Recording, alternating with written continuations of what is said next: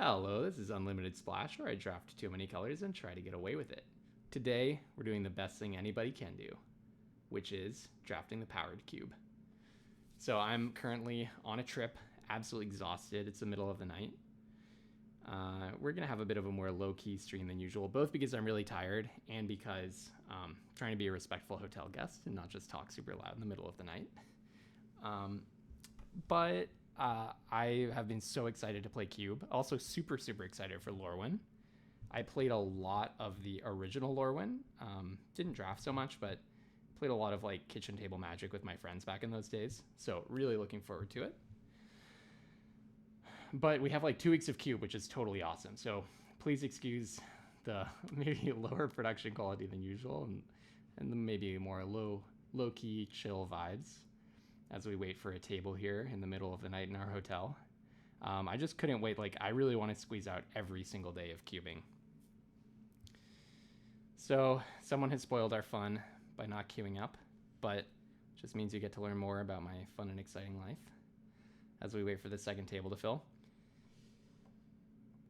All right, so as we're waiting, I'll say I'm not like the most experienced cuber. I pretty much didn't play it when it was on Magic Online only, but I liked watching LSV videos and whatever. But then when it came to Arena last time, I played a lot. I played a lot of Cube, like a lot of Cube right before Avatar. So it'll take me a little bit to get back into it, but why don't I waste some gems and you can watch me do it so that you don't have to waste your gems relearning what all these cards are. And I'll show you what not to do a few times, and then hopefully we'll cook up some pretty sweet decks. First thing not to do is, if you're on a table, click ready, please. Okay, we found a pod. All right, what are we looking at here? So I don't see any cards that jump out at me as like absolute must takes. It's kind of funny that there's only one dual land in this pack, which is my usual go-to in a pack like this. Some cards that I personally like. I mean, first of all, you can only go so wrong with a dual land or Otawara, but Otawara is often wheel, as I recall, in this cube. And the dual lands, these are really far from the best ones. I like cards like Subtlety and Counterspell. It's just kind of my personal inclination to go in that direction when possible. I find myself very aimless in the cube when I'm, in particular, like I have a very hard time winning with green. At least I did in the last iteration of the vintage cube. So I have very strong preferences. Like I think Urza might have been, I actually can't remember. I think it might have been a really good card in the last one. To be honest, I think Dismember might be my personal preference because it can go in any color of deck. But why don't I take Urza as sort of an expression of preference? I actually have no idea how winning this card was last time around, but I know that it is totally sweet if you end up in the artifacts deck, and I really like the artifacts deck. I had so much fun with even like base white artifacts, like red, blue artifacts. It was just an absolute blast last time around. I really want Animate Dead to be a good card this time around. I know that last time Animator kind of totally fell on its face, to be honest. I tried so many times to make Reanimate work in the last iteration of the Vintage Cube, and it just wouldn't. So here, I think, Force of Will is good because it's early interaction. Early interaction really matters in Cube in my experience. Having something to say about whatever your opponents are trying to cheat out early on really matters. If Boros aggro is anywhere near as good as it was last time, then cards like Force of Will go down because people are going to be playing their cheap Boros starts very early, and 2-for-1ing yourself is not that great because their cards are just so interchangeable and replaceable. Another option for us is to just take a red aggro card, but we really don't have very good options here. So I think I'm going to lean towards Force of Will. I think the Tri-lands also would have been perfectly good picks there, but I'm just going to lean Force of Will. Here, let's see. So a lot of these land-based cards. So first of all, Green Sun Zenith is just bad rate. I'm just going to call it some cards that I'm not even considering. Green Sun Zenith is bad rate. The land deck, I think, is kind of cool when it comes together, but I'm just guessing it's not really something that comes together that often. And Boomy, I'm gonna maybe seem like an idiot, in a week if this turns out to be wrong. I cannot imagine a card like Boomy being good. It's just like a 5-drop that barely does something when it enters. Technically, it's a 4/4 on the turn when it enters. I'm most inclined here to take, I think, Sage of the Skies, which I believe was actually quite a good card in the last iteration of the cube, just because it's like a fast, really good rate white card with some evasion. It really controls the pace of the game because of lifelink plus evasion, and it's just so easy to double spell with it. I mean, imagine like turn 2 Mox plus Sage of the Skies to get 2/2/3 flyers. So I'm very happy to take Sage of the Skies here. Being past Ocelot Pride is an absolute gift. I really, really, really try to follow signals in cube because you cannot just bully your way into whatever archetype you want. If someone is stepping on your toes by like taking artifacts early, then you are just absolute toast if you're trying to take artifacts after them. So signals really, really matter in cube. I consider cube to be hard mode, testing your ability to read signals. And I think Ocelot Pride is one of the very best white aggro cards. So I'm going to happily snap that up. I don't even think it's particularly close in this pack. I'm using a part of my brain I haven't used in a long time. So forgive me if I say anything too terribly foolish. I think we're on pretty safe ground with that.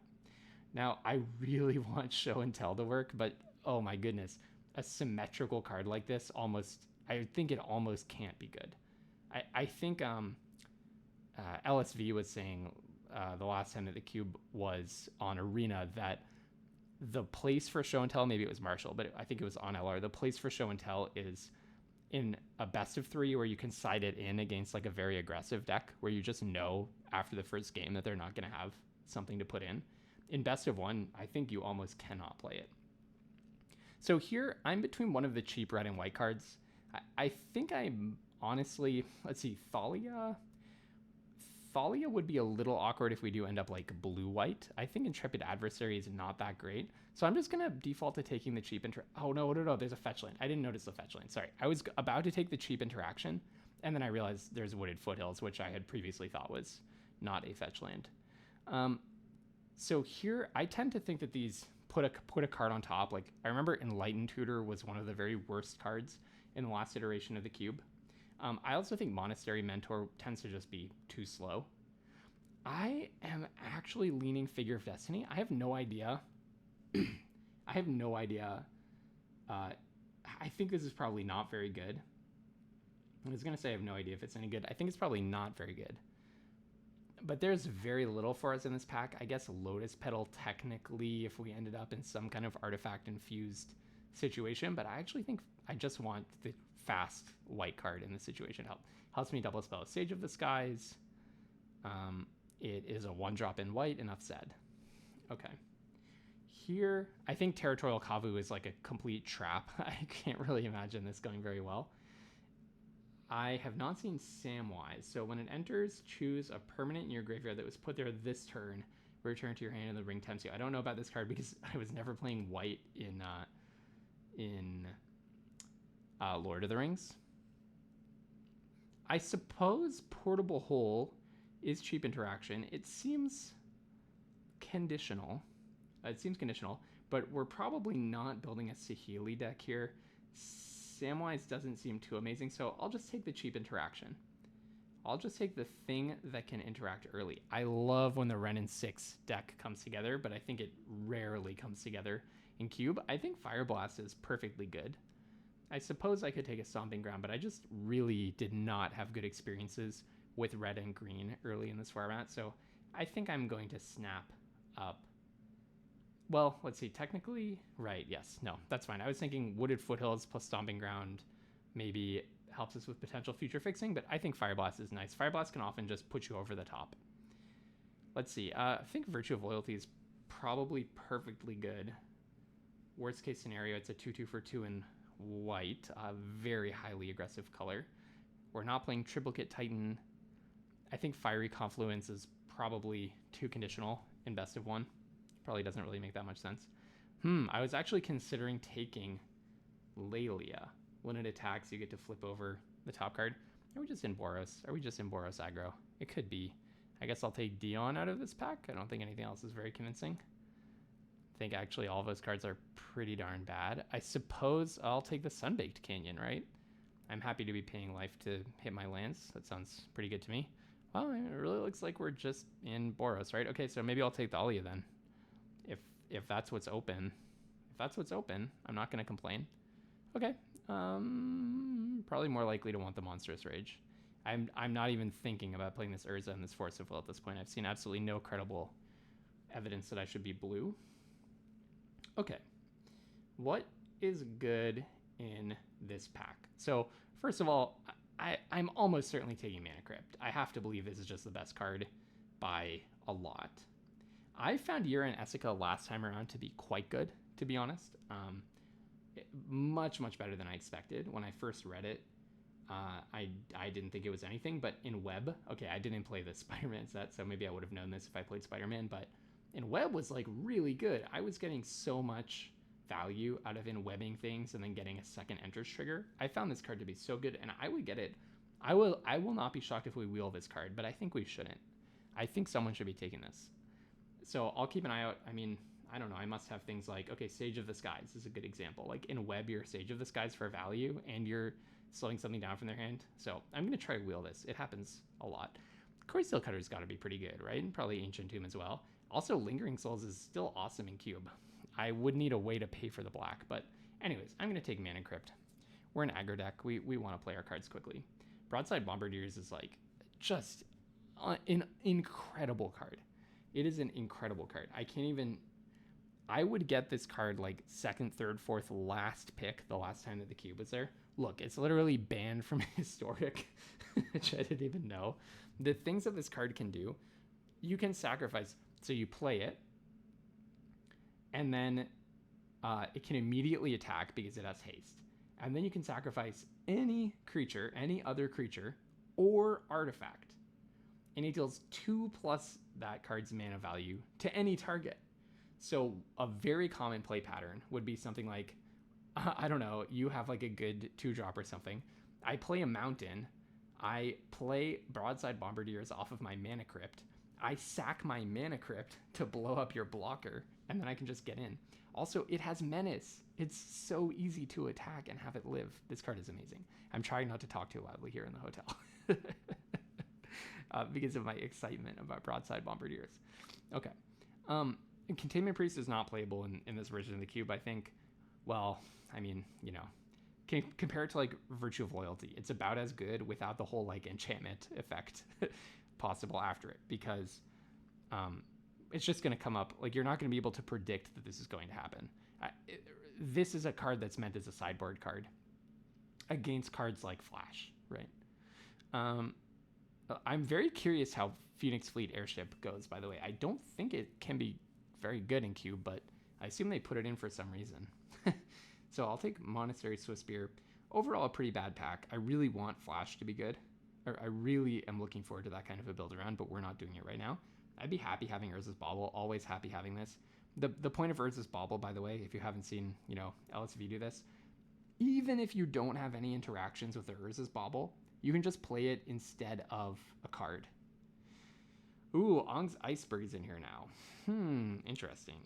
But yes, it can make your whole deck more consistent by having an Urza's Bauble in it. You kind of get away without playing a 40th card. It's almost like you get to play a deck that has one card less in it, which you would essentially always do if you could. Okay, Lauren, I don't hate, but it's a bad card. But I don't hate it. And then yeah, Tribal Flames is unplayable. I'm very committed to Boros at this point, I think, so I guess I'll just take the removal. I don't know how good this actually is, but I doubt people are often going to be blowing it up, so it's probably fine. My favorite card in the pack, bar nothing, is Retrofitter Foundry. Urza's Saga I also like a lot, although I think I probably overvalue it. But with eyes wide open, I just love it. Let's see. I am seeing a lot of cheap artifacts, which is making me wonder if I gave up on artifacts prematurely, but I mean, we really only had one artifact pick before we started seeing all these reasons to be Boros. Is Showdown of the Skalds too slow for Cube? I know that this card, I have to shake my beliefs about cards from when I played with them back in the day.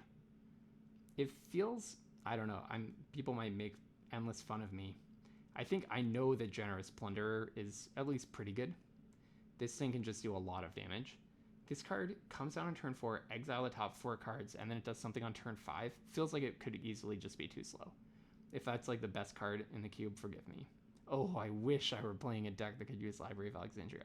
This card did not work in the last iteration of the cube.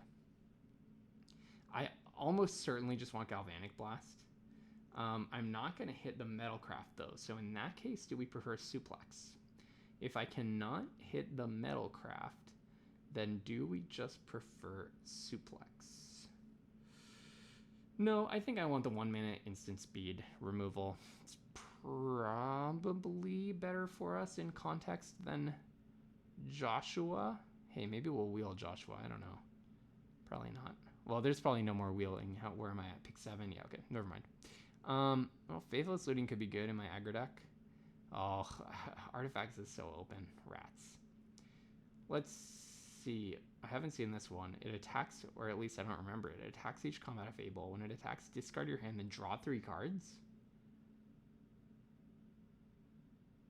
It's a 3/3 for 3 with that ability. That seems sweet. I mean, I know Touch the Spirit Realm is good. I'm going to try this Ravager. It seems it has potential. Oh, Fable of the Mirror Breaker. I remember this. I remember when this was like the best card. It was like one of the highest performing cards ever in draft. Love Fable of the Mirror Breaker. Can I Mana Crypt one out on turn 1? That would be pretty good. Yeah, I'm going to take it. I mean, Otherworldly Light. Boros is just so open. What did I say about wheeling Yura and Essica? I just knew it would happen. Or Yura and Oski. This card is... I really respect that card. But I always get it really late, which makes me doubt myself, but I really respect that card. Trample and Haste when it deals combat damage, blah, blah, blah. This thing says it's a 2-drop. I somehow have no 2-drops, but I have like a million 1-drops. Yeah, this seems really good. Yeah. Okay, I'll happily take Urza's Bauble. Yeah, so the thing about Urza's Bauble, it's an artifact, and you really want to be playing it in artifacts. But in general, you can just play it and have 1 less card in your deck. Let's see, Tribal Flames, Commercial District. I mean, with Wooded Foothills, I highly doubt I'm splashing.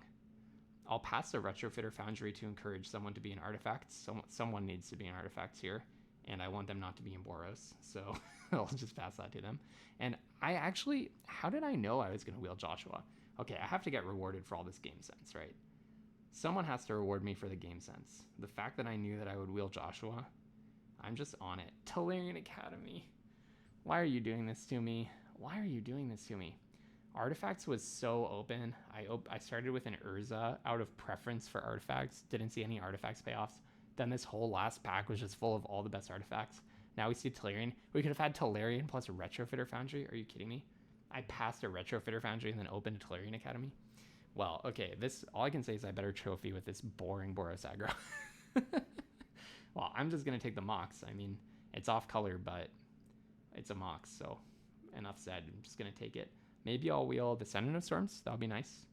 Galvanic Discharge. Those are really the 2 cards for me. I don't think I would play Ephemerate. But Mokshat means 1 less land. And now we see Candelabra. Oh. Why is life pain?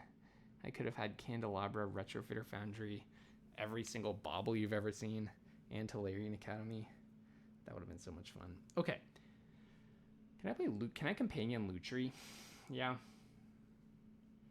Yeah, by definition. It's probably what I'm going to do. Wooded Foothills cannot hit either of these duels. If I would take a, Plateau or whatever really highly here. I really do not need more 3-drops. Oh, Lutri's technically a 3-drop, but no, I'll happily be companioning this guy. Yep, that's a companion for sure. I think Biza was not very good in this set, right? But Biza was amazing in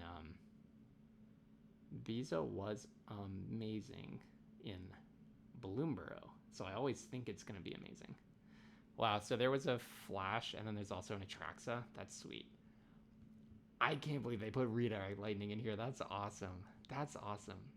I don't have the guts to play it. It's definitely a sideboard card. I don't know why it's... Well, there is traditional draft. You can do traditional draft cubes, so I guess that's why it's in here for traditional. You can sideboard it in when your opponent has, I don't know what, all sorts of different things, I'm sure. I don't think there's any reason for me to take Manamorphose. I guess, you know, this is a very empty pack. I don't know, maybe I'll take Biza. I can't imagine that it's good in this cube. Maybe it is. Flame Slash is one of the best cards in the cube, I think. Oh no, Pyrogoyf is like unparalleled, right? When this creature or another Lurgoyf enters, it deals damage equal to its power to any target. So it's a 4-drop that immediately comes in and just like nukes something. The number of card types in all graveyards.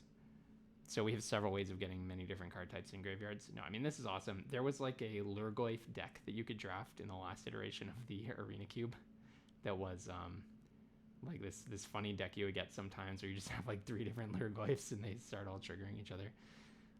Legion Extruder I think is unplayable. Well, maybe there is some like edge case.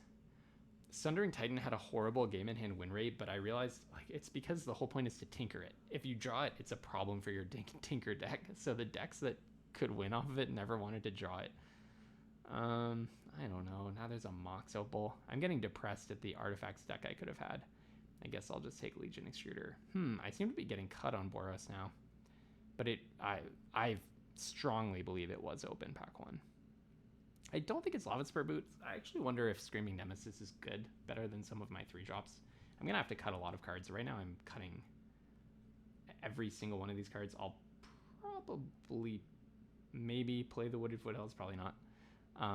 Yeah, I guess I'll just take this and speculate on that being better than some 2-drop that I have. I remember Staff is like really, really bad. It's just so slow. Oh, there's a Smuggler's Copter. Is that good in cube? It's got to be good for my deck, right? It's got to be good for my deck. I do think Pyrokinesis was not worth it last time, but I could be wrong. I'm pretty sure it just was not worth it. But I'll take Smuggler's Copter. I actually think that has to be good for my deck. Agatha's Soul Cauldron. I really want to know what the build around is for Agatha's Soul Cauldron. Oh, and there's a Sneak Attack in here. I don't really have anything to Sneak Attack, though. I don't know. I guess I'll just take Chandra something Ultima. I don't know. I remember Agatha's Soul Cauldron. Yeah, what did I say? What did I say? That I would wield Ascendant Storms or Galvanic Discharge. Those are the 2 cards in this pack for me. I think I want Ascendant Storms. It's just so much pressure. Really good in Boros aggro. You really just want the... no one is in the Artifacts deck that's been going around. That makes me so sad. Okay, well, Ranger Captain might actually be better now. I didn't really need to prioritize it because I'm just overflowing with 3-drops that I can't play. We're going to cut like almost every 3-drop. Probably go on 14 lands with Mox Jet and Mana Crypt. Are we on 14 lands here? It could be. Then maybe I don't even play Fire Blast. Oh, I'm going to pass that channel in case the person to my left can do something awesome with it. Okay. Let's see what our last card is. In cube, it can be real, you know. In cube, your last card can be real. Am I on 15 lands? Plus Mox Jet, Mana Crypt, probably cutting the Fire Blast. Cutting some of our more expensive cards anyways. Yeah, all right. I'll clean this up and we will see what we have. Okay, I'm going to go with something like this. My curve really got away from me here. I should have kept a closer eye on it during the draft. But really, if you put the Mox Jet and the Mana Crypt over here, then I have like tons of things to do on turn 1, and Mox Jet plus, well, Mana Crypt accelerates you to turn 3 at least. Mox Jet accelerates you to turn 2, where I have very little. But I think my average card quality is high.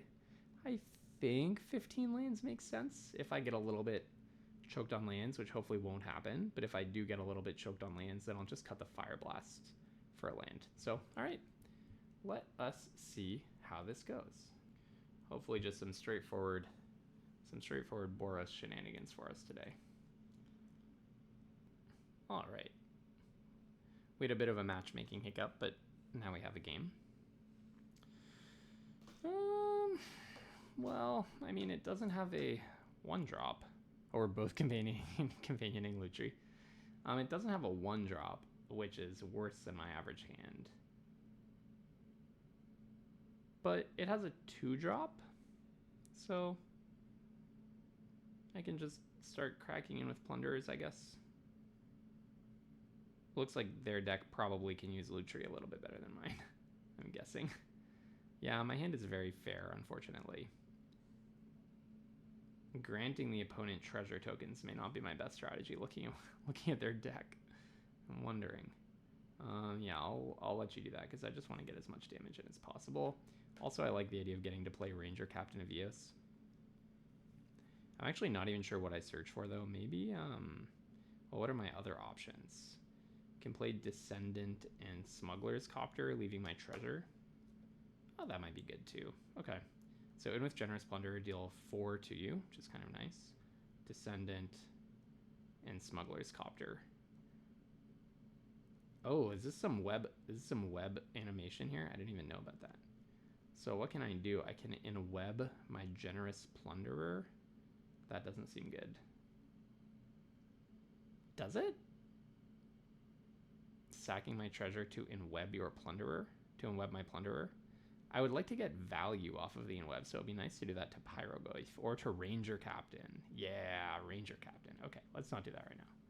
I like the idea of Generous Plunderer just kind of going off here. Batterskull. Oh, Lifelink is an annoying one. That's an annoying one. I'm not totally sure what I can do about Lifelink. Okay. Dang, I gave them the acceleration that they needed for their Lifelinker. Let's see, Angie's Ravager. Okay, so I probably want to start by Smuggler's Coptering.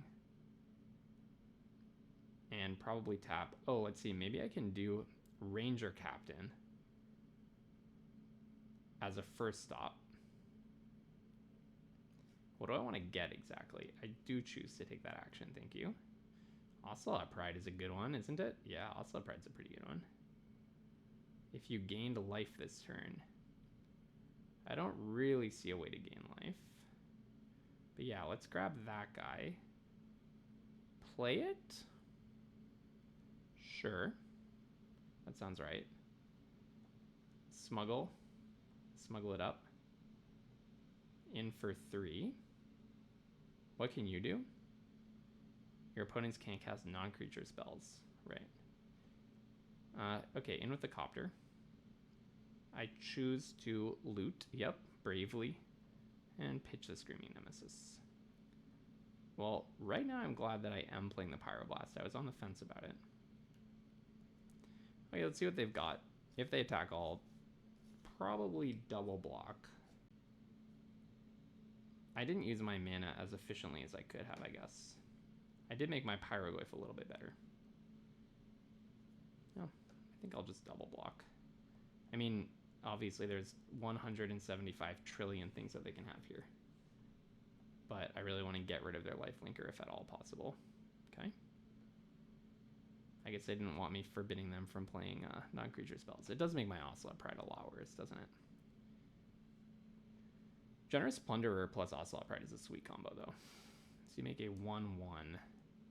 Target creature you control becomes a copy of another artifact or creature until end of turn. I always forget what this second ability is. And the first ability is Notorious. Destroy an artifact or enchantment. So you can kill my Smuggler's Copter. Yeah, that's annoying. That's annoying, I'll give you that. Especially since it makes Ocelot Pride worse. That's definitely annoying.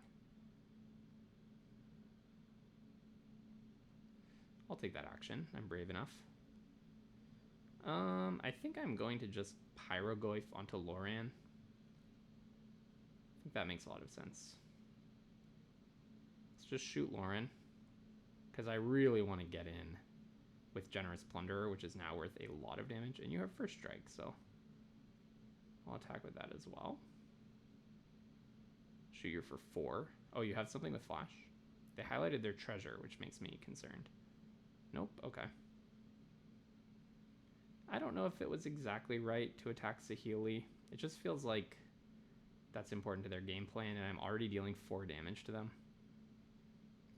I'm not sure how much the extra 3 matters in their clock.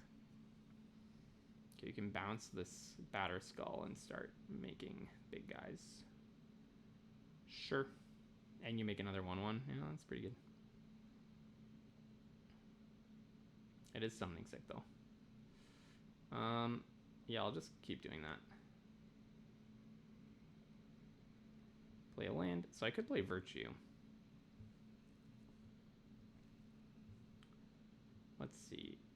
What is Ocelot Pride at? 9?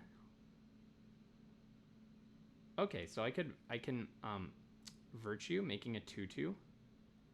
That's gonna get me the City's Blessing. So then I'm gonna copy that 2/2. And let's see. Then I could put Lutri into my hand, but I would lose the City's Blessing. Oh, actually. Oh, I have the City's Blessing forever, right? Yeah, now I have the City's Blessing forever. Okay, so then I'll just play Angie's Ravager, right? Sadly, it's not a Lurgoyf. No attacks, and hold on. Oh, this only triggers if I gained life. My bad. Okay. So I need to gain life in order to... I don't get to copy my 2/2. Oh, well. Let's see. How many artifacts do they have? Maybe if they just keep making artifacts, I can kill them with 1 attack of Generous Plunderer. Every non-creature spell makes my Generous Plunder a little bit better. In web is as a sorcery, yeah. Or the timing that the card has on its own, I guess. Makes sense.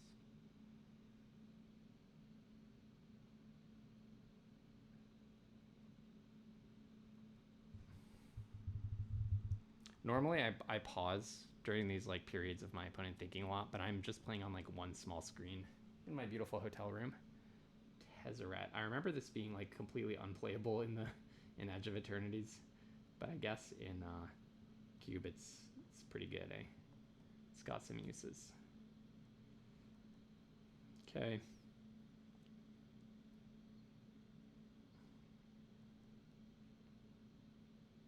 Well, they didn't find anything too amazing.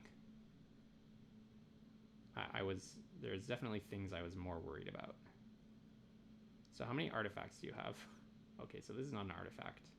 Oh, you can hit... Oh, interesting. Would have been nice to have some artifacts there. I really want to bounce my Pyrogoyf, but I can't attack with Pyrogoyf, unfortunately. Well, maybe, let's see. I wonder if there's a way that I can just attack, maybe like send the 2/2 at... I'm wondering if there's some kind of attack that I can bluff where I get to Galvanic Blast the 4/4 at the end of it. They have 1, 2, 3, 4, 5, 6, 7, 8 artifacts.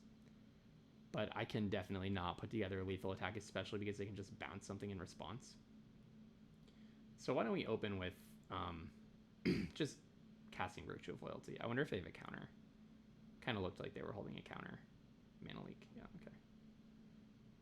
Okay. What's his emblem? At the beginning of combat.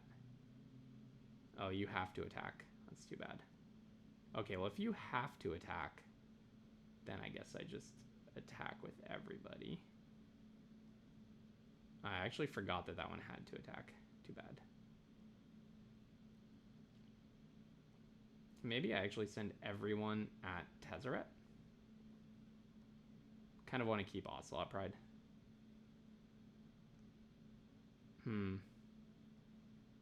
Well, I'll definitely discard my hand here.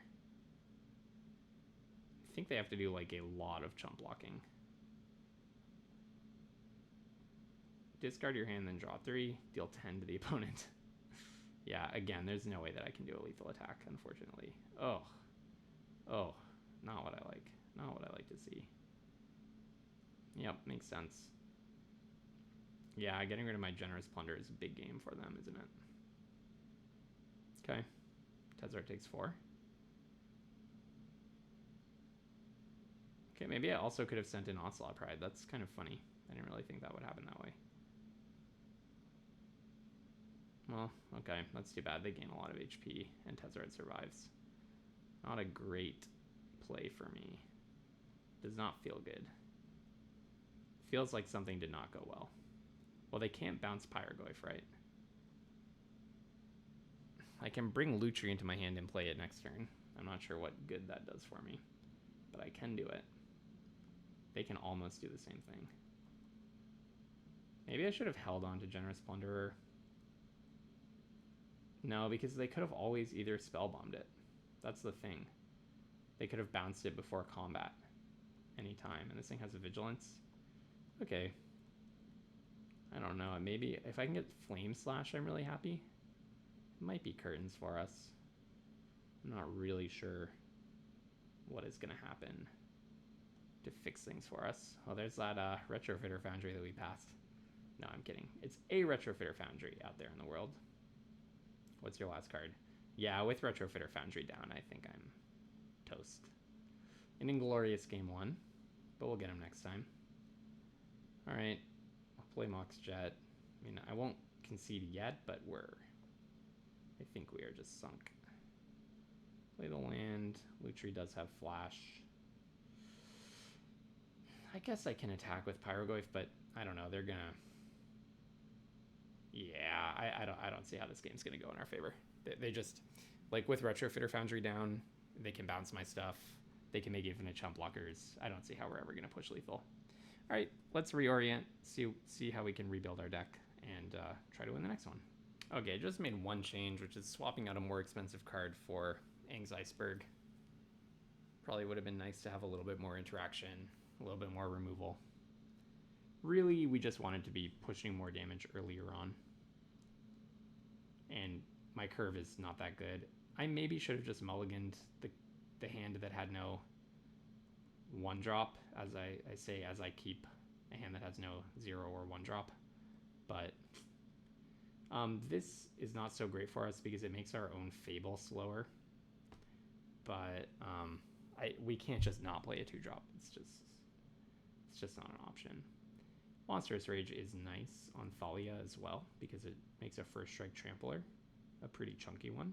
5/2 first strike trampler, in fact. So we're threatening 5 damage off of Thalia next turn. Okay, they got a Triome, it looks like. Let's see what you got for me. I might just companion Lutri here, to be honest, or I might just put Lutri in my hand. Lutri can duplicate Monstrous Rage. That's kind of cool. Yeah, I kind of thought they might just remove it, which is perfectly fine. It's like Thalia is such a removal target. Oh. Can slap down a Pyrogoyf. That's kind of nice. Is that better than... Yeah, maybe. I don't know. I kind of want Pyrogoyf to be removal when it comes down. So I think let's start with Fable, even though it means holding the Jet. Technically, the Jet can be something that we can discard to Pyrogoyf as well.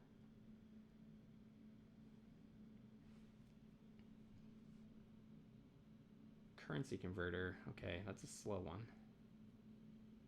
When you discard a card, you can exile it from your graveyard. Draw a card, then discard a card. Put a card exiled with it into its owner's graveyard. If it's a land, make a treasure, otherwise make a rogue. Okay. So I'm about to get some treasures, right? When this guy attacks, you make a treasure. So I think I can very safely pitch these two. Just try to get more action. Oh, I wish I'd had this. I could have played it off of its madness. Brutal. Okay, well. Probably, yeah, let's play Lelia. And if we exile a land, then we can play the land. So in with both. Make a treasure. Exile something.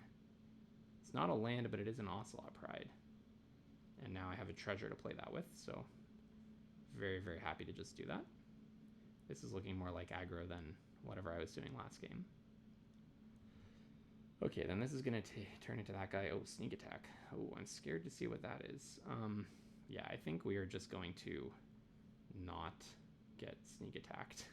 So they can't play that right now. So first, let's go in with everything. Make a treasure. Oh, Ocelot Pride is going to duplicate my treasures, isn't it? Right? It's a token. Every token. Yeah. It'll be really nice to get the City's Blessing. Bonk. Bonk, bonk. And then I'm just going to get rid of your sneak attack, because sneak attack is so scary if you untap with it. I don't know what that's going to turn into, but I sure know that I don't like it. And then I have no way of upping my permanent count by 1, unfortunately. Oh, yeah. Okay, thank you for making that 1/1 first. I forgot about that. I forgot that's how it works. Put that card on top. Yeah, that's the problem with the tutors. Now you also need a way to draw a card. Oh, Currency Converter can draw you a card. So if it's a 2-mana card, then you can do something here. Let's see. Maybe I want to... Oh, Pyroglyph plus Reflection is going to be lethal, even if you have some way of killing a bunch of stuff. All right, so you get that card. Whatever it was, you have it now. I don't think playing Dark Confidant is going to save you here. And then Leyline Binding. Okay, all right. Well, we got there on the second game. Yeah, my deck is not as aggressive as I'd hope, or maybe I just keep keeping slow hands. That could be the other issue. I mean, my curve is like not amazing, but I have a lot of 1 and 0 drops, so hopefully we'll see them in our opener next time. I love cube. Did I mention that I love cube? It's especially good if your friend has a cube, and then you can draft for free. This is like super keepable. This is super keepable. So turn 1 is going to be Descendant of Storms. By the way, apparently Johnny is like absolutely bonkers in its win rate from last cube. So I think I passed it, and I should have just taken it. Okay, the reason that we did it this way is because now we do this, attack, no whatever, decline, play the Mox Jet, and then we play Sage of the Skies and double it. So that's why we held on to that Mox turn 1. And now the opponent's facing a bit of a beating. See what they have. Obviously, it's cube. There's quite a lot that they could have. But we are representing quite a beating. 8 life point swings in the air. Ooh, that's our swamp. I mean, mountain. I am really tired right now, in case it wasn't apparent. I'm really tired. So we cannot attack with Descendant of Storms. Maybe I just put Lutri into my hand, play the Swift Spear. You're not a cat, are you? Kind of wish you were. I kind of just want to do the mana efficient thing, but I can't even play Lutri. Yeah, okay. No. The first strike is the problem here. I can't attack the Descendant of Storms in, even if I endure and put a counter on it. It's gonna die. So in with these two. Bonk and bonk. That's 8 life, changing hands. I'll play a Johnny, and I'll also play Monastery Swift Spear in case I draw a non-creature spell. I don't think I need to be playing around a board wipe. I mean, maybe they have balance. That would be brutal. If they have balance, then joke's on me, I guess. I love balance, by the way. I think in terms of like, I mean, okay, it's like, no one can say balance is a well-designed card. It's like one of the most miserable cards ever. But in terms of just sheer like fun nonsense, oh, I love balance. I love balance. Okay, I'll play this guy. I'll play this guy, and we can't just play chicken forever, right? So I'm gonna do this. I will auto pay, and I'll make the 1/1. Actually, do I just put on the counter? I'll make the 1/1. It's too obvious of a block if I put the counter on, right? Now I at least got a 1/1 out of this. Yeah, so I think this was just like the crystal clear attack. Just keep the pressure on. I'm no aggro player, but even I know when you have this kind of board advantage, just push. Just push. Okay, now this card is starting to pay absolute dividends. What does this do? So, I know I'm playing this card, but what does it do? Oh, that looks like lethal, right? Maybe I just start by playing Monstrous Rage because a Johnny's Ravager is going to... They don't have anything with lifelink. Probably just put that on the non-token. It doesn't matter. Well, I don't know if it matters. It's really hard to tell. But yeah, they have nothing with lifelink. This can deal 2 damage to something. Can it even? No, it can't. It can't. That's not what it does. Okay, we got it. All right, now our deck is doing a little bit more what we designed it to do compared to game one. We're just calmly, low-key, late-night hotel, piloting some Boros aggro. All right, one more win and we're at least getting 1,000 gems back. Come on, good hand. Come on, one drops. Come on, Mox. Let's go. Mana Crypt. I haven't seen Mana Crypt at all. Oh, yeah, could be worse. We're on the draw. Could be worse. Got some good cards. Sol Ring. Yeah. Each permanent in your deck has mana value 2 or less? Holy smokes. We're playing against the master of all aggro. What's Sol Ring doing in your deck then? You don't even need it. 2 is enough to play everything you have. Except Luris. Wow. Campaigning Luris. Wow. What is this? I do not know Cube well enough to predict the cards. By the end of Avatar, I feel like you can watch my videos. I feel like I was reading like every... I feel like I was reading all the interaction that they had, probably, and then some. Pyrokinesis. Do you just not have any permanents in your deck? Is that what's going on here? You're not aggro, you just don't have any permanents. Wheel of Fortune, okay. What did you discard? Nothing. Okay. Alright. I feel worried. So they're playing some combo deck. They're playing like Brain Freeze or something, I think. They probably just have no permanents. Yeah, I think they're playing like Brain Freeze. They did a good job. Pyrokinesis and then Wheel of Fortune is kind of sweet. So that definitely worries me. Or is this Bauble? Okay. You just want all the information about my hand. You're like, it's not enough to look at your hand. I want to look at one card again from your hand. Our opponent's doing a lot of playing and we're not. That's the bad thing about cubes sometimes, you know? Play this, play this, play this. Thank you, Arena. That's good tapping. Play this. I'm a little worried. I'm going to be totally honest. I'm a little worried. I assume our opponent is prepared for just such a situation. They do seem to only have access to red mana. And we have seen blue card, at least one blue card from them. Although, they could just be playing a Taxian Burrow with no access to blue mana, so it's always possible. They have to have white and black to be, if they ever want to cast Luris, unless it's just a fake. Feels like they might be red-white. Maybe they're, Jeskai? Well, we'll see. I don't really know. I don't know the cards like I did in Avatar. Dismember. Yeah, what was I saying? That's such a crazy good card. That is a good one. They did pay a lot of life for that. Ivora. Okay, so they do have some creatures of permanence with mana value 2 or less. When it enters and when it deals combat damage, you make a blood. So discard and draw. And then you also have an Inti. So they actually are playing a pretty aggressive deck. Do you have First Strike? No.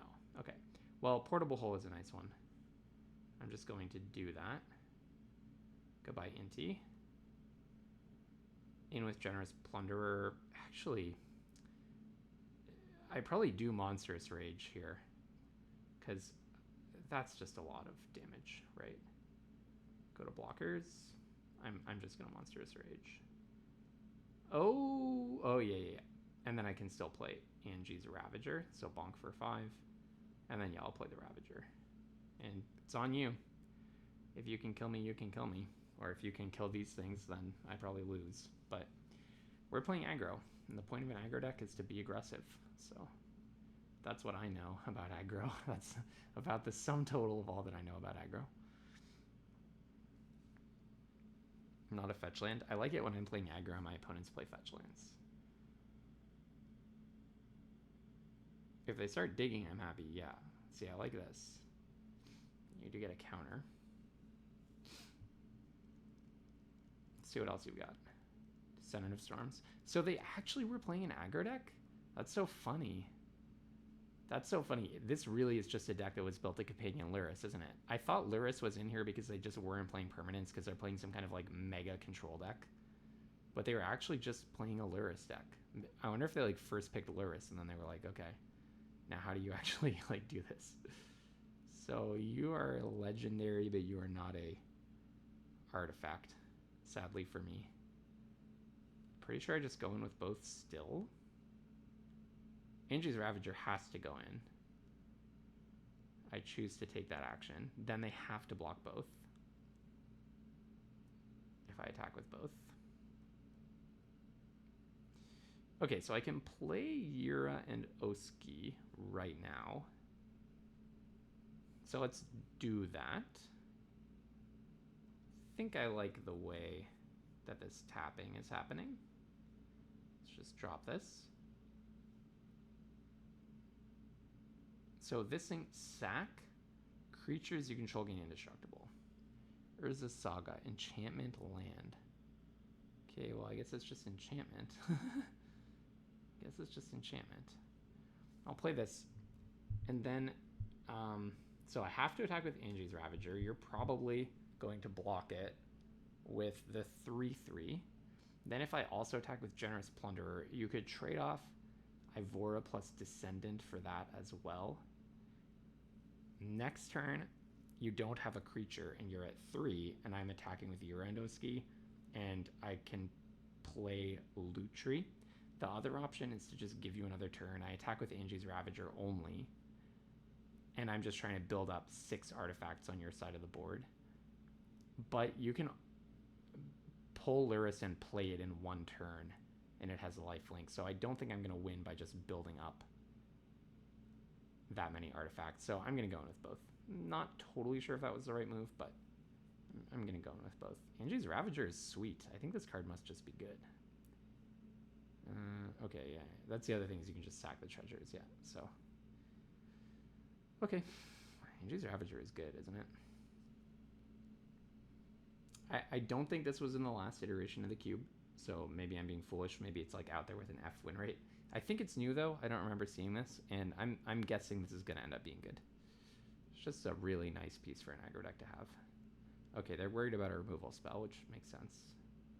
Okay, you can just give everything. So I traded something for something. I do lose both of my creatures, but if I'd only attacked with Angie's Ravager, I guess I would have traded Angie's Ravager for the Ademi. Oh, so was that a mistake? So, okay, whoops. Did I just misplay? Attacking with Generous Plunderer. I let them do the double walk there. Yep. I guess that was just a mistake. Okay, my bad. Fairly unused to playing with all these cards, clearly. I'm definitely just going to put Lutri into my hand. Yeah, so if I'd attacked just with a 3/3 Menace, they would have had to double block and then sack the thing. And then I would have traded a 3/3 for a 3/2, but as is, I just threw away my Generous Plunderer because I gave them more. But no, because the thing is, they probably just wouldn't have sacked the 3/2 there, right? I'm sorry, how did all this just happen? Oh, Lurrus lets you replay stuff. This is totally inglorious. It feels like I've petered out once again. And I cut my Fire Blast, so I can't just shoot them. If I draw Goblin Bombardiers or whatever it's called, then I win. But that's usually true.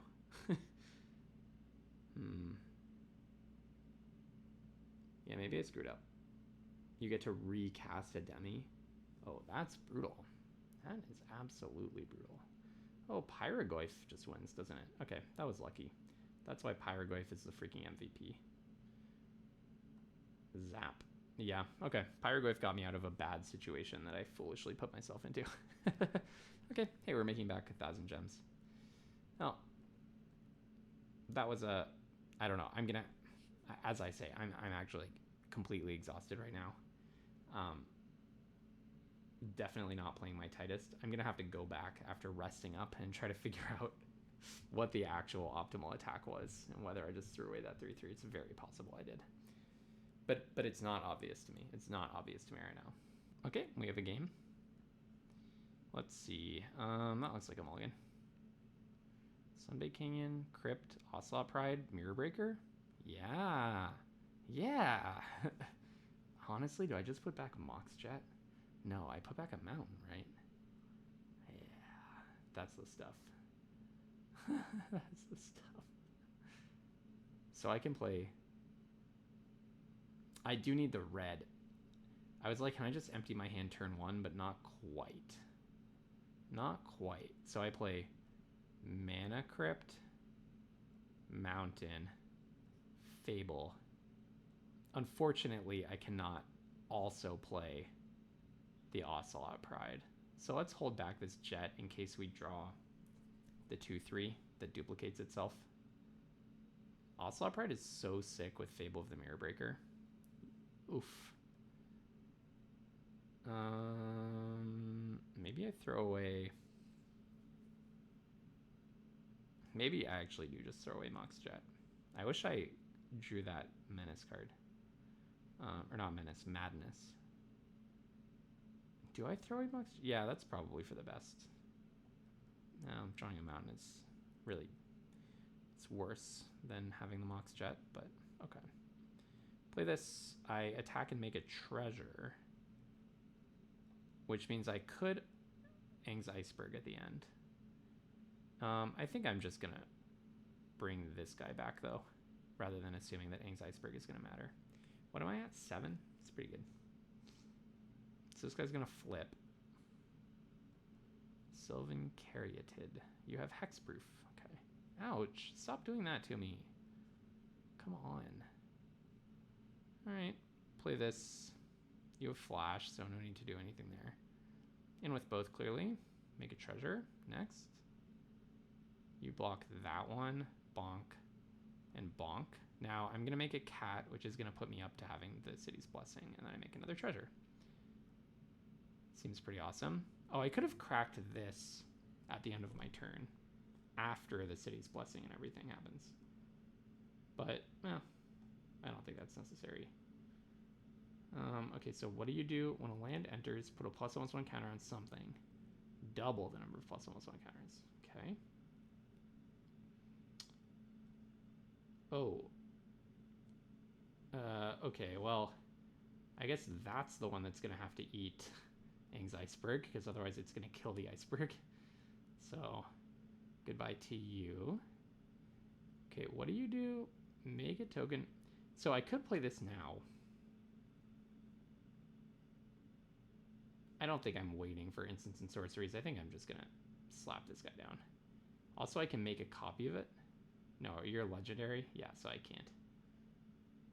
And I can make a copy of Ocelot Pride to start duplicating and triplicating and quadruplicating Ocelot Prides. Finally, I win a flip. Thank you. Okay, so I kind of do want to just crack the canyon, see what happens. Let's just see what happens. Galvanic Blast. Ooh, I like that. So let's shoot this one. I'm going to play a land.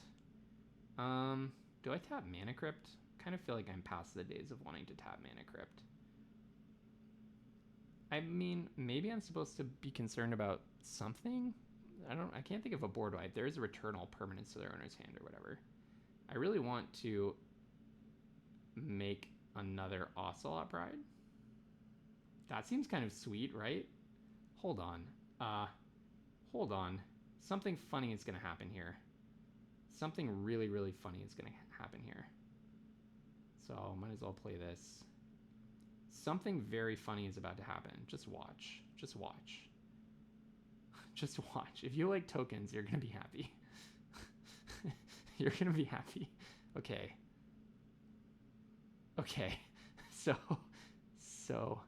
Ocelot. Okay. I'm glad I'm not trying to figure this out in paper. How many? I have 4 treasures and 9, 10, 11 cats. How many Ocelot? I have 4 Ocelot Prides.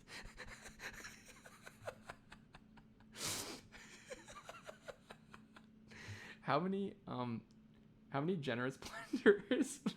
How many treasures? I'm glad they conceded before we crashed the arena client. Oh, that was awesome. If you like Magic as much as I like Magic, click subscribe in the link below. Tell your friends about this channel. We have fun here. I'm trying not to be too boisterous. If I were at home, I would be cackling.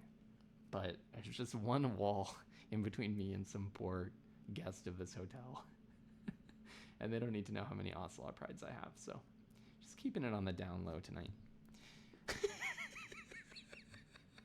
That was awesome. I've never copied an ocelot pride with Fable of the Mirror Breaker, and then the ocelot pride both ocelot prides copy the ocelot pride token, making 2 more ocelot prides. And then I guess the reason I had 4 is one of those ocelot prides sees the other token get created. Is that what happened? And then if you stack it correctly, and I don't even know if I did, all 4 ocelot prides, I don't know. I need like a team of judges to figure that one out for me. I have no idea what just happened. I welcome any and all comments. Let me know. Let me know in chat if you can figure that out, please. I would love to hear it. I kind of want to smuggle. Kind of want to virtue, but is this a keep? We've seen what our deck is capable of, and this just feels so weak. Like a turn 2 2/2. This is like very aggressive, but I'm gonna mulligan. Yeah, this is what I'm talking about. This is what I'd probably even put back Chandra, honestly. Do I need another red to even play Chandra? I have so many mana sinks. I think that was the right move. I don't know for sure, but I think that was the right move. So let's start with Plains Ocelot Pride, because if they can't block it, that's kind of sweet. Next and end. Then probably use the Plains to play Figure. Okay, let's go in for 1. Bonk. Now I hope I draw Fable, now that I know how all of that works. That was so awesome. Yeah, use the Plains to play Figure. Might as well just play the Mox Jet, even though it's not doing anything here. And then end, I suppose, make a 1/1. So I'm at 6. And then I can buff this guy. I love Lorwyn, Eventide, Shadowmoor. That's from my, like, one of my heydays of Magic. When I was playing, like, the most Magic. Every day with my friends, we would just play so much Magic. So really, really excited for Lorwyn. I try not to get super excited for, like, upcoming Magic sets. It's a recipe for disappointment. Okay, I reveal my hand. You choose an instant or sorcery. Uh-oh. I can't even play both of these. And a creature gets -2/-2. And I can't save it. Darn you. Wow. I mean, very effective Collective Brutality. I don't think that's typically... Yeah. I don't think that's typically a very good card, but... Because you had to discard an island to do it as well. But that was a very effective turn for you. Very effective.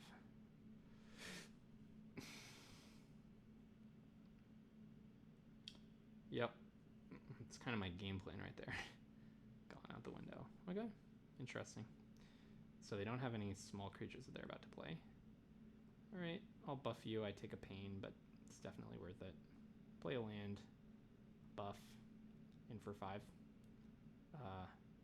Yep. Take another pain. Bonk and bonk. Now, I'm never going to get the last mode off. This card blew my mind.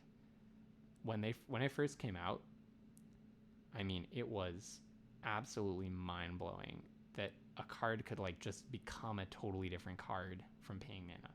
And by the way, I thought it was, like, one of the most powerful cards ever printed, which it kind of was when it first came out.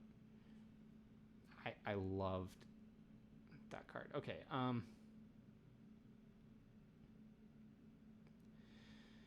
yeah, I think it makes sense to just put this one down. I can leave this untapped.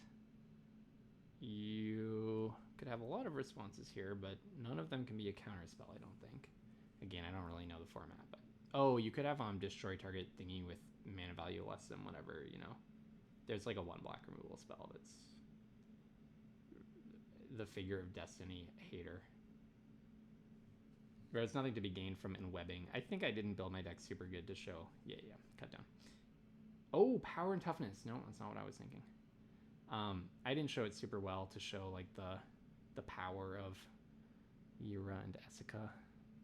Yura and Oski, I keep saying Essica. Other creatures get -2/-2. Oh, rats. Oh, I have the anti-fairy mastermind. So probably I'll name, could be sorcery because I have an instant, and it could be like enchantment or something. Let's name sorcery. I don't think I'm playing any sorceries, so let's just do that. In for 4, bonk, and end.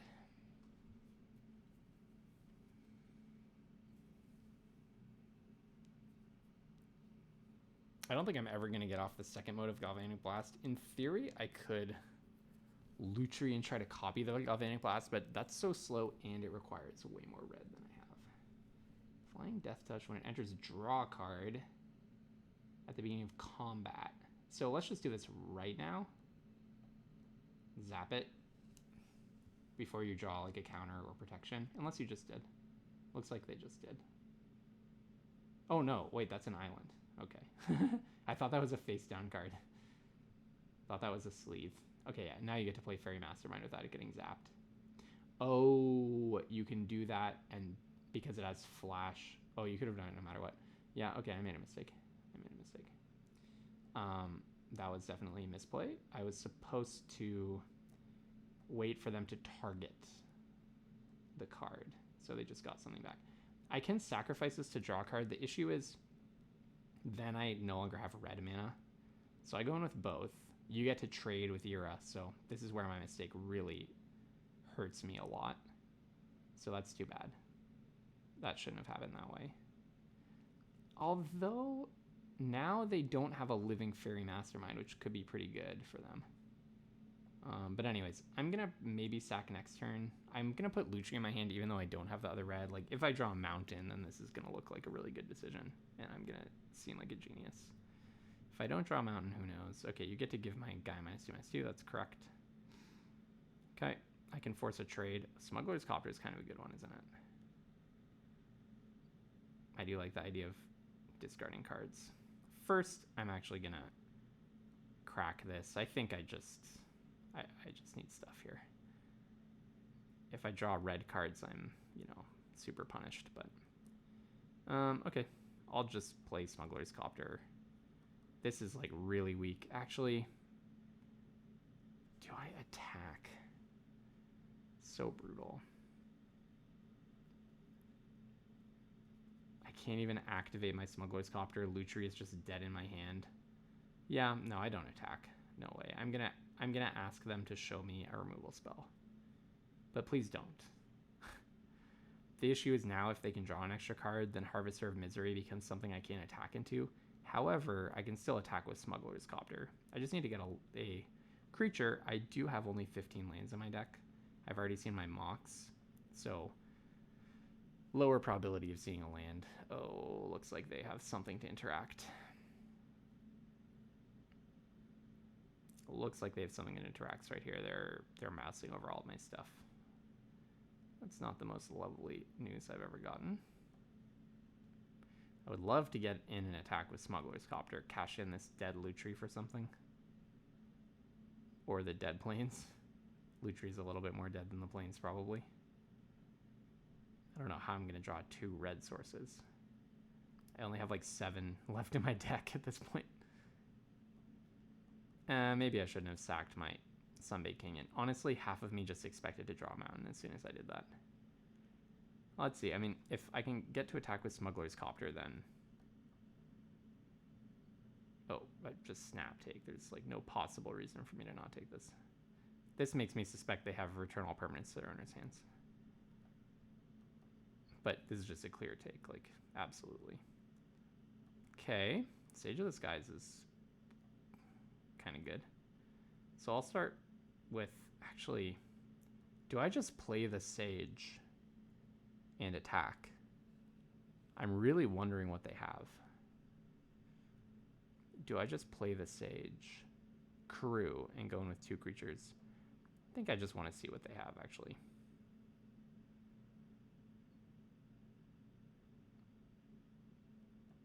Do I get my attack trigger? If I do, then I know you probably don't have a removal spell. Okay, I'm not going to get the attack trigger. What is this? They've been thinking a lot about this play, which makes me think it's not a slam dunk. They were like, oh, well, that's, I've seen worse. I've seen more brutal cards, because now I get to go Plains, Fod, Sage. It's pretty good. So that gave me what I needed to double my Sage. Pretty good. This is why Sage is so good. This is a top card. If I had one more land, I could have gone Copter, Sage, which would have been even better. I would love to get an attack in with the Copter here. They also have perfect information about my cards, which is kind of unfortunate for me. I'll absolutely just take the Harvester of Misery. I have 2 life linkers if they attack with it. I'm 1 mana off, 1 red or white mana off from doing 2 figure activations, which would make it a 4/4, which would make that plus a Sage a lethal attacker. Let's see what they've got. This is Cube, and they're in blue-black. They could have anything. They could have anything.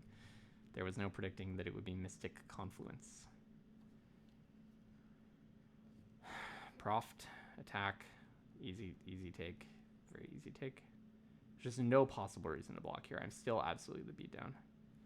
I could chump with figure, but I can do that next turn. We'll get information from what happens to these Sages when I attack with them. Okay, that's fine. You get a card back. They're digging. Okay.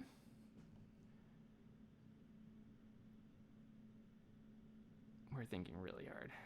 What have you got? Oh, did you draw a 1 mana removal spell? That would be frustrating to me.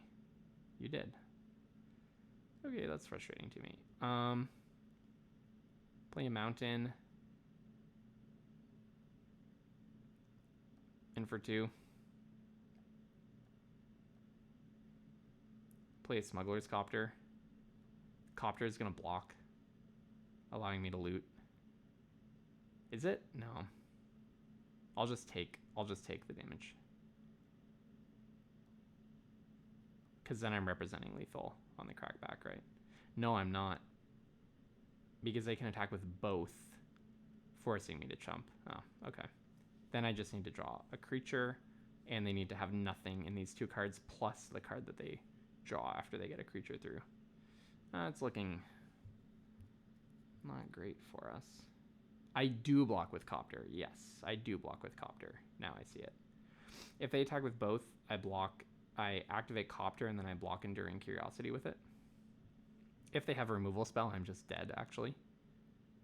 So this kind of looks like maybe they do have a removal spell. We're probably dead. But they have been thinking a lot about their plays, which keeps making me think that it's just not a slam dunk. It's not like they just have a face-up removal spell that's going to kill Copter as soon as I crew it. It doesn't look like it. Otherwise, this would be a much faster play, I think. If you can kill something, don't kill figure now. You need to wait until I crew. Otherwise, I can crew in response. I wonder why this is such a hard decision. They have something really complicated in their hand, apparently. It's not a bounce spell. It's not a removal spell. Maybe, I don't know.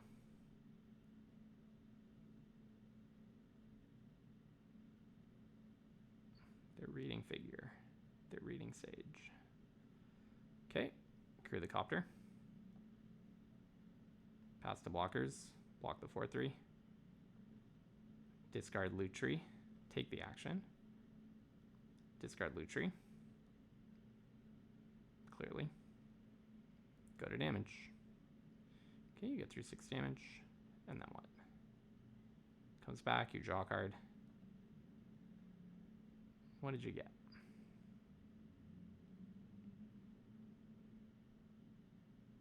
What did they have? Sahili.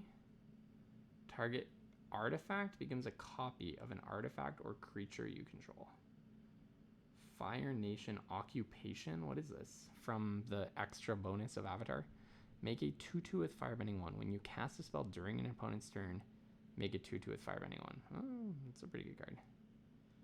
So you get an extra 2/2. Okay. And then Saheeli can make Servo a copy of Harvester of Misery? No, but it's not entering, so that doesn't do anything. Okay, they're pondering it, but it has no effect. All right, I'll do that. Can I activate this again? No. Ooh, atrocious draw. Well, it's very simple. In with the Sage at your face. Gain 2. Play a tap, tap, tap. Play a 2/2. And play a land. I guess I could have attacked with Figure and forced them to block with the 1/1, but I think it's probably better on the block. Because otherwise they would win with a single removal spell. Yeah, this was the right decision. I could have also held the land, but I kind of like the idea of making Figure a 4/4. You know, held the land for this discard trigger, which now I don't get to take advantage of. But yeah, I don't know. They just need to find a removal for Sage. Like, this whole game is about can they kill Sage, you know? That's what it's been about ever since I played the Sages. So, let's see.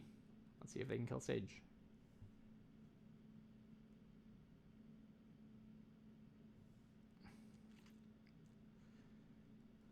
I really think that's all it comes down to is can they kill Sage? You know, normally I pause through segments of games like this to make the match shorter when the opponent is thinking a lot, which is their right, obviously, like not to, you know, pick on them or anything, but it's nice to just pause it. Okay. You become a 5/4. But in this situation, because I'm on this tiny little monitor, it's like not... Oh, you have Menace? Oh, it is Menace? So why were we sitting here this whole time? What? You could have just killed me a long time ago. Oh, that's disappointing. I didn't even notice that it has Menace. Cube is a complicated game. Okay, so they should have just attacked like a long time ago. Everything I had was face up. Anyways, you know, I'm very scared of just like missing my missing action by pausing and then unpausing, because we're just on one laptop with a touchpad here in the hotel.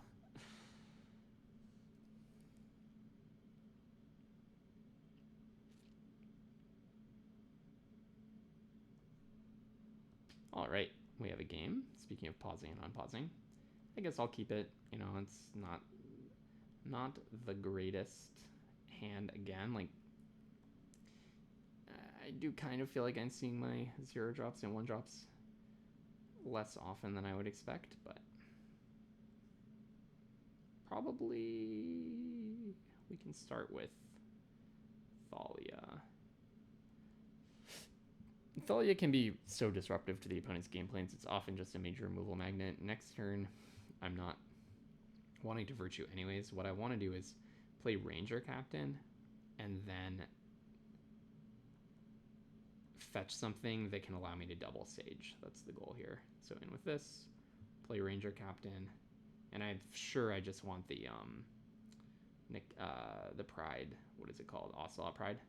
Yeah, I just want Ocelot Pride. That's the one. And End, I don't think I'll be sacrificing it yet, but thank you for offering, Arena. I have to play these in the correct order. Pride, then Sage. Pride, then Sage. I don't know when you use the second ability of Ranger Captain.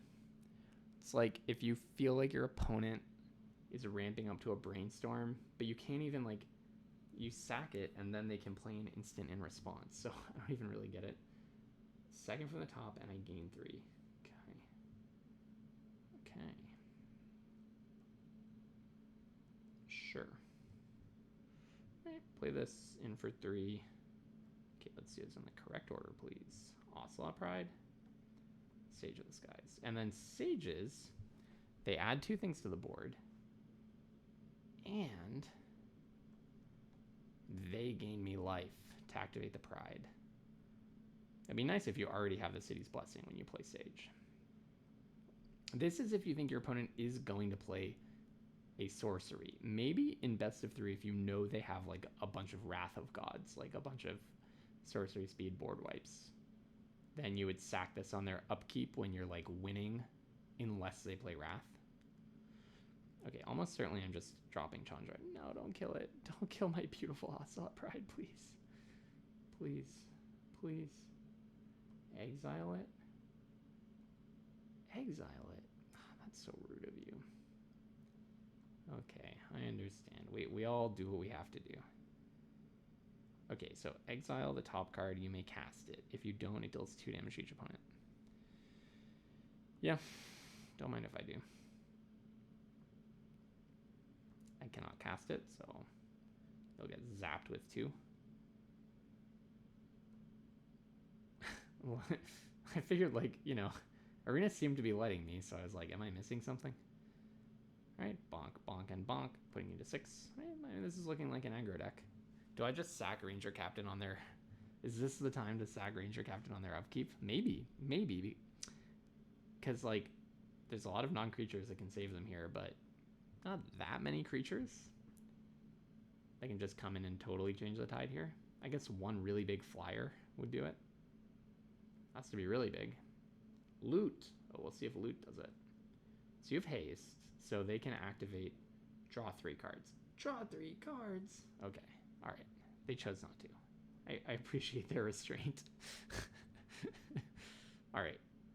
Hey, so, you know, we are at what? We're at 5 wins? Okay. Hey, so we netted some gems, but we're going for the prize. We're going for the trophy. Just because it's a low volume, chill stream doesn't mean that that we can't have some excitement about trophying. All right, so come on, get energized, everybody. Get ready. Get ready for an eventful attempt at a 6th win. All right, come on. Let's get a really fast hand. Let's get a really fast hand. I'm talking Mox plus Sage of the Skies plus a Plains. Ocelot Pride helps. Ocelot Pride, Broadside Bombardiers. I have not gotten to play with these guys since Cube was out last time. I love playing with the Bombardiers. It is such a sick card. It is such a sick card. Okay, thank you. You said, let me help you lower my life total. No, I'm kidding. That's obviously a really good card. That's obviously a good start. No disrespect to a worthy foe. Yeah, companioning Lutri just has like no effect on the game as far as I can tell. I mean, if I had managed to draft like 3 Time Walks or something, Time Walk, Ancestral, and something else, then yeah, companioning Lutri would be a big deal. But we didn't. Alas, today we were not that drafter. Well, my turn 2, yeah, this is where my curve is really getting me. I wish I had more 2-drops. I wish I had some 2-drops here, for sure. Brutal to not be able to do anything turn 2, I mean. But I had no way of lowering my curve, I mean, after the draft when I kind of discovered the problem, which I should have discovered earlier. But I just had no way of lowering my curve at that point. So what we can do next turn, like it was, do I play 3-drops or 4-drops? And I said, like, let's just play more 3-drops, so that means my 3-drop slot is, like, really clogged. It's possible I should be playing, like, one more 4-drop. But anyways, oh, dear. Oh, dear. I was going to say I can play Broadside Bombardiers sacking the cat to destroy Jace, but something scary is about to come down, I assume. I need another red to get Chandra on her miraculous 4 damage. Yeah, the Bombardiers is good, but I fear that we may be facing something more powerful yet than a Bombardiers. But just like with 2 games ago, it doesn't seem to be a slam dunk for the opponent. It's not like they have like an amazing 6-drop bomb. Oh, they have an amazing 5-drop bomb. Okay, no. They're just gonna, yep, okay. Sure. Okay, and then you can cast it from exile later on. Okay. Yeah, this is an issue for me. 5 or more cards in your graveyard. Okay, you're almost there. You could sacrifice. You could have sacrificed Black Lotus. This was an interesting way for them to play it. I'm not totally sure about that because they could have sacked the Black Lotus and then gotten the flipped Jace. Maybe they just don't even want flipped Jace for some reason. Very possible. I mean, there could be many reasons. So I'll definitely play this, and then Pyrogoyf can probably help me with the Nova Hellkite, if only because I can sack it to the Bombardiers. But let's definitely get rid of this Jace. So in with both, and then I'm going to activate. I remember this has like a really finicky, somewhat finicky interface. Not super finicky, but just like there's a lot going on. All right, Bombardiers go in, bonk. All right, this card is just nutty. Broadside Bombardiers, yeah, it's just nutty. It's unblockable basically, because if they double block it, which they have to do because of Menace if they want to block it. Okay. Then you can just like sack something and, you know, okay, they have an answer to it. That's sad to me. Now, do I play the Pyrogoyf? Can I get Pyrogoyf any higher is the question, right?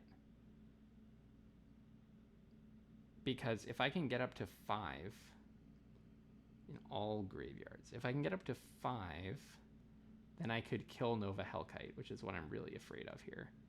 But I don't think I can. Maybe if I can discard a land to the Ravager, but that's not really what I want to be doing. Maybe I attack with Lelia. I really want to get a mountain to play Chandra, shoot Fury, they kill it, then that makes Pyrogoyf able to kill the Nova Hellkite. I cannot play a Johnny. So maybe it's just Lelia, try to rip a mountain. Is that the answer? They can't flip this yet. It's scary if they flip it, but it can still get Pyrogoyfed, right? Suppose I can also play Pyrogoyf on Fury, but that feels a little wasteful. I'm going to try Lelia. It's definitely like under selling what I've got here. Could be worse. You have double strike. I always forget. Okay, I just threw this away. Well, don't be like me, folks. This last game is a warning. If you're playing Cube completely exhausted in your hotel room in the middle of the night, Fury has double strike. Remember what I said about I'll throw away my gems so you don't have to? I think this game was lost to us anyways, though. Right, so we can play Pyrogoyf and block, and then there's a 50-50 chance that our Mana Crypt kills us. Yeah. And then we have no answer to Nova Hellkite. Yeah, I think we were just I think we just didn't have something to do about Nova Hellkite. That Black Lotus was a little bit good. It accelerated them into the Hellkite. If I were them, I probably would have sacked the Lotus before activating Jace so that I could have flipped my Jace and then had the Hellkite just sitting there, and they probably would have killed us quicker, but whatever. What they did worked. Okay, that's too bad. I mean, sad to misplay into the Fury like that, but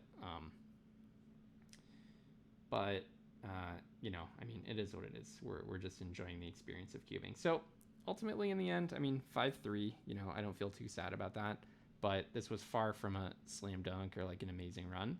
I think going forward, I mean, first, I just need to still like get used to the cards. Haven't played Cube in literally months, so just need to like get used to what all the cards do.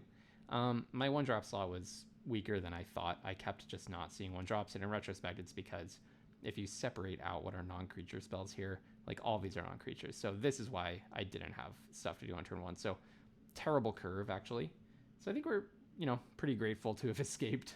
I mean, our card quality is like very high, but with a curve like this, with all of those one drops actually being non-creatures, which I didn't really pay attention to, I think we, you know, we did pretty well for ourselves to escape with a 5-3. So not my best, not my very best draft ever, but hey, we made a gem profit. We got reacquainted with Cube. We had some fun, more fun than I would have had just sitting in this hotel room doing nothing. So thanks very much for coming along for this journey, and way more Cube to come. I'm going to be cubing over and over this week. I don't know how many games I'll get in on my trip. So I might end up doing, you know, like going back a little bit to Avatar, but I'm going to be cubing as much as I possibly can fit in.